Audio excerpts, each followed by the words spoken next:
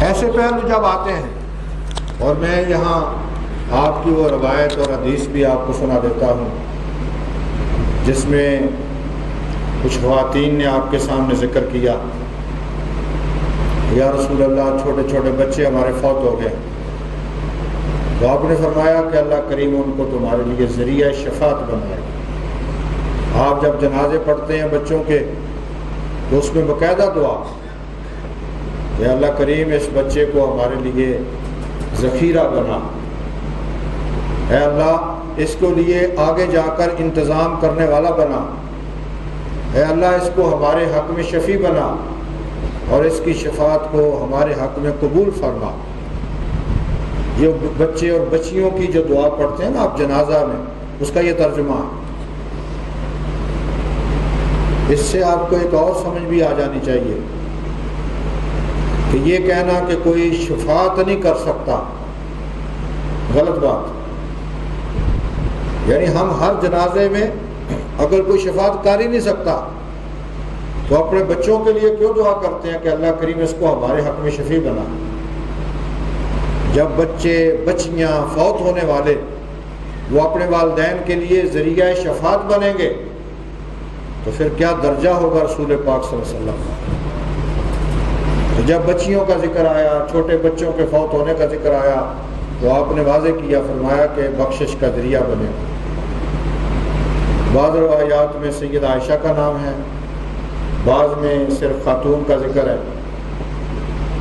انہوں نے جب دیکھا کہ ایک بچہ فوت ہوا تو کوئی بخشش کا ذریعہ، کسی نے کہا جی 2 بچے فوت ہوئے، فرمایا بخشش کا ذریعہ۔ تو انہوں نے پھر عرض کر دیا یا رسول اللہ صلی اللہ علیہ وسلم، حضور جس کا کوئی اولاد نہ ہو، جس کا کوئی بیٹا بیٹی نہ ہو، اس کا کیا؟ تو آپ نے فرمایا میں جو موجود ہوں، یہ فرمایا محمد موجود صلی اللہ علیہ وسلم۔ اب اگلی بات، اب جو آپ نے بات فرمائی وہ حکمت والی، فرمایا اس کی وجہ کیا؟ فرمایا کہ وَلَمْ يُصَابُوا بِمِثْلِي، فرمایا امتی کو اپنے بچوں کی جدائی پر وہ تکلیف نہیں ہوتی جو میری جدائی پر ہوتی۔ اس کا معنی یہ ہوا کہ ہمیں بھی حضور کے ساتھ فراق، حضور کی جدائی، بلکہ آپ صلی اللہ علیہ وسلم نے جنت البقیع میں آپ تشریف فرما تھے تو آپ نے اپنے صحابہ سے فرمایا صحابہ تمہیں اللہ کریم نے بڑا اجر بڑا مقام بخشا ہے، لیکن میرے جو بھائی ہیں وہ بعد میں آئیں گے۔ بھائی، صحابہ نے کہا حضور ہم بھی تو آپ کے خادم ہیں، ہم بھی غلام۔ فرمایا تم تو میرے صحابی ہو۔ صحابی کا معنی ہوتا ہے بہت اونچے درجے والا، جس کے درجے کو دوسرا پہنچ نہ سکے۔ تو آپ سے پوچھا گیا کہ حضور وہ کون لوگ ہوں گے؟ فرمایا جو میری ایک جھلک دیکھنے کے لیے اپنا سارا کچھ قربان کرتا ہے، سارا کچھ قربان کرتا ہے۔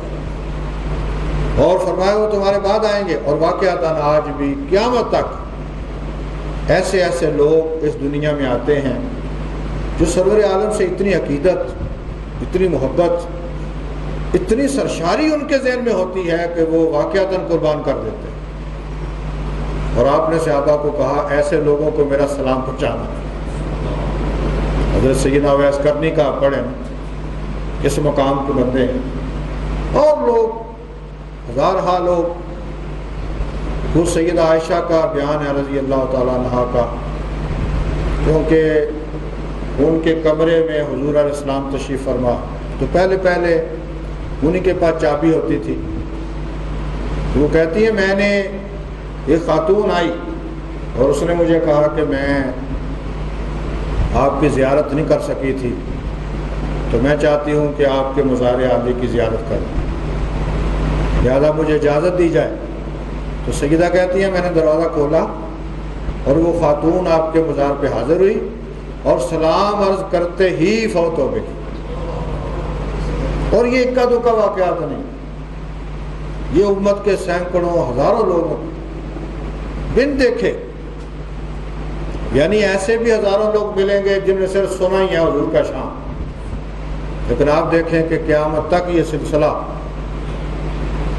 اس روایت میں یہ لفظ آیا، حضور نے کہا کہ میرے بھائی یہاں ذہن نشین کر لو، ایک ہے کہ بڑا کہے تو میرا بھائی ہے، ایک ہے کہ چھوٹا کہے تو میرا بھائی ہے. یہ زمین و آسمان کا فرق ہے.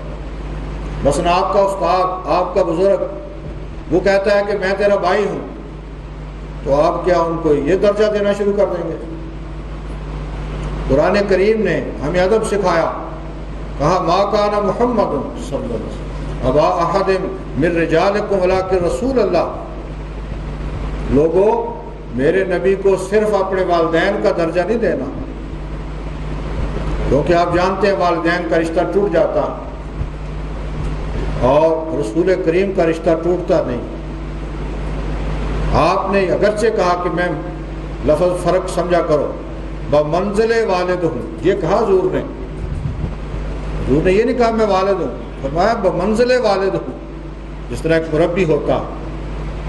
تو ایک ہے کہ بڑا آدمی کہہ دے کہ میں بھائی ہوں، آپ میرے عزیز ہیں، آپ میرے بیٹے ہیں، آپ میرے بھائی، بڑا کہہ سکتا، لیکن چھوٹے کو حق حاصل نہیں ہوتا کہ وہ بڑے کو اپنا بھائی کہے. ایک دن ایک ساتھی کو آیت پڑھ رہا تھا کہ قرآن نے کہا انما المؤمنون اخوہ، کہ تمام مومن بھائی ہیں، لہذا نبی بھی مومنین میں شامل ہوتے ہیں. اس اعتبار سے ہم بھائی کہتے ہیں. میں ان سے گزارش کروں گا کہ بے شک میں مانتا ہوں کہ نبی بھی مومن ہوتا، لیکن قرآن ہی کی آیت ہے، قرآن کریم ہی کی آیت ہے جس میں اللہ کریم نے دیگر لوگوں کے ایمان کو الگ ذکر کیا اور رسول کے ایمان کو الگ ذکر کیا. آمن الرسول بما انزل الیہ من ربہ والمؤمنون. یہ قرآن ہی کی آیت ہے جس میں فرمایا کہ جو کچھ رب نے نازل کیا رسول بھی اس پر ایمان رکھتا ہے اور مومن بھی اس پہ ایمان رکھتے ہیں. تو قرآن نے جہاں بھی ایمان کا ذکر، کیونکہ قرآن سمجھتا تھا کہ یہ لوگ برابر ٹھہرائیں گے، لہذا قرآن نے فرق کیا. اس نے کہا رسول بھی ایمان لاتا ہے بے شک، لیکن اہل ایمان کا ذکر الگ کیا تاکہ ہر ایک کو واضح رہے. اور بلکہ رسول تو وہ ہے جس کو مان کر بندہ اہل ایمان میں شامل ہوتا ہے، یعنی رسول تو وہ ہے. آمن الرسول، حضور کا ذکر الگ کیا اور اسی طرح اہل ایمان کا ذکر الگ کیا. بلکہ ہر جگہ پر جب حضور علیہ السلام کے وصال کا ذکر کیا تو یہ نہیں کہا کہ تم سب فوت ہو جاؤ گے، حضور بھی اس میں شامل ہے. نہیں، انک میت وانہم میتون. حضور کے وصال کا الگ ذکر کیا، دوسرے لوگوں کے وصال کا الگ ذکر کیا. یعنی ہر معاملے میں اسلام چاہتا ہے، ایمان چاہتا ہے. مثلا ہمارا وصال، نبیوں کا وصال، بلکہ مجھے تو وہ حضرت ملا علی قاری کے جو الفاظ ہیں اور وہ ترجمانی کرتے ہیں امت کی، وہ کہتے ہیں کہ جب کسی نبی کا وصال کا ذکر آئے تو موت اور فوت کے لفظ نہ بولا کرو. لیسا ہناک موت ولا فوت بل انتقال من دار الى دار اخرى. اور یہ واقعہ رسول ہے. اللہ والے جو ہوتے ہیں ان پر اس طرح موت ہمارے طرح واقع نہیں ہوتی، بلکہ سرور عالم کے روح پاک کا جسم سے جدا ہونا یا نہ ہونا، اس میں امت کا اختلاف ہے. بعض امت کے علماء کی رائے ہے کہ جس طرح چراغ پر آپ کوئی بڑی شے رکھ دیتے ہیں، یعنی اس کو بجھاتے نہیں ہیں، کوئی چراغ جل رہا ہے اس کے اوپر آپ کوئی شے رکھ دیں، اس کو ڈھانپ دیں، وہ کہتے ہیں انبیاء کا مثال یہ ہے تو ان کی روح کو جسم کے اندر سمیٹ دیا جاتا ہے، یعنی وہ جدا ہونا نہیں مانتے.